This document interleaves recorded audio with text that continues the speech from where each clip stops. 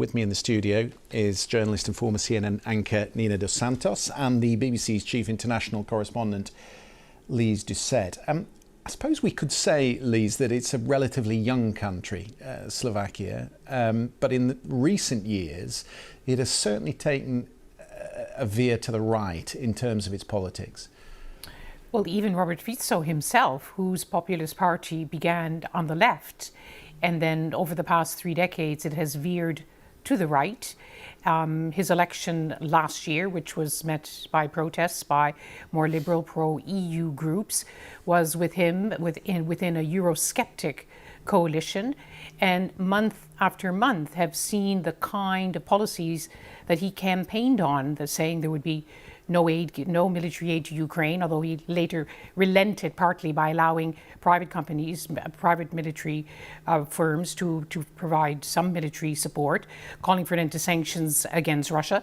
And this shocking, it seems clear it was an assassination attempt, came in the midst of protests. In fact, a protest has been called off against his new broadcast law, which would mean abolishing the Slovak Broadcasting Corporation, turning it into a more pliant media to support the state, very much an echo of Viktor Orban in Hungary. But no matter what the politics of those in Slovakia and across Europe, and as you say, just weeks before the election, this has sent a collective shockwave that, arguments are part of democracy, not assassination attempts. And just to see this happening, it's a reminder of when was needed about how not just deeply polarized, but dangerously polarized the political climate is, not just in Slovakia, but tonight it is Slovakia, but also the dangers of social media. And that was very much the emphasis at that press conference. Yeah, we'll come back to some of that. Nina, if you were to look for a motive in this and you look back at his political history, you can look in many different directions. That's right, he's a huge figure. He's been on the scene since the late 1990s when he founded Smer, but actually he entered politics pre-1989, pre the Velvet Revolution. As Lise was just saying before, on the left side of the spectrum, he was originally a communist.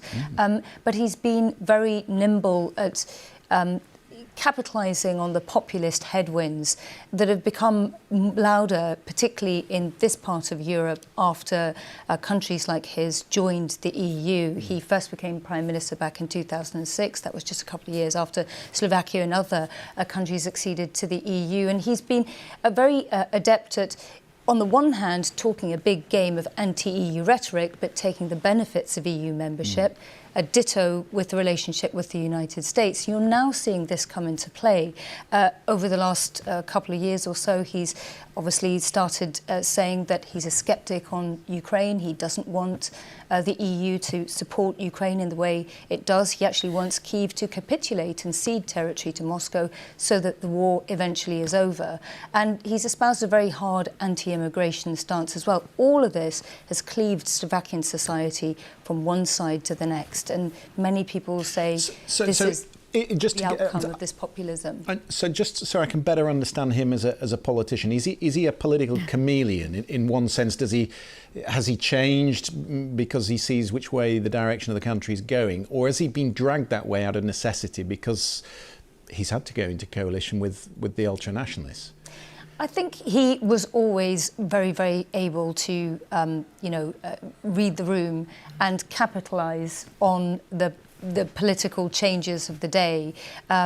And he, for instance, take the 2008 bailout and Eurozone crisis. He was very, very able then to try and use his leverage to say during those EU summits, well, Germany and France, we want a seat at the table. We, Eastern European countries, the group of the so-called Visegrad 4 countries that includes Poland, Hungary, Czechia as well. He was a big voice around the table there, advocating for, a slightly more sovereign policy for them to have their own autonomy, but also to benefit from EU membership. And by the way, even though he talks a big game against the EU, against NATO, he still decided to take the euro in 2009, even at a time when the single currency was in crisis and some countries are getting bailed out. So he's very an animal of convenience, I would say. But then I was just looking tonight at some of the reaction, and obviously the Interior Ministry is saying it is political, and they're calling for people to be calm and not to seek out retribution. But once the shock has dissipated, is there a risk that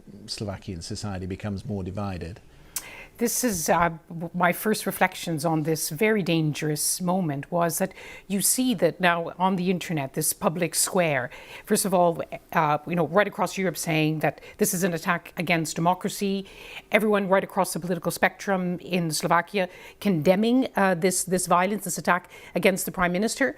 But so quickly we've seen the sniping. It was on full view in that press conference. Yes, they called for calm, but they told the journalists in front, look at yourself in the mirror, the kind of media what you have been putting on social media, although some would say that what Fico and others around him were putting on social media and saying in public was, it's not the right time to really be discussing this, but that also created this no-holds-barred, vicious kind of political atmosphere.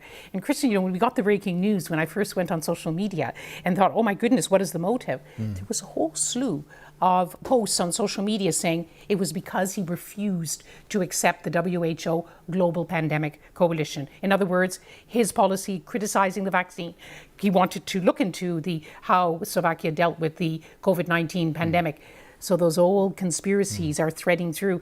So danger in the assassination, but danger in the reaction to the assassination. As we've said time and again, in disasters and crises like this, it's not the crises, it's how you respond to the crises. And this is in full flow right now, and the alarm lights are blinking. Yeah, lot of information on social media about this 71-year-old man who is said to be the attacker. A lot of it we're trying to verify, and we'll try and bring you some of that as and when we've done that. Let me bring you some reaction, though, from the Russian president, Vladimir Putin. He sent a telegram to the outgoing Slovakian president. He described it as a monstrous crime. I know Robert Fico as a courageous and strong-minded man. He said, I very much hope these qualities help him survive this difficult situation. Please convey to him words of the most sincere support, as well as wishes for a speedy and complete recovery. Not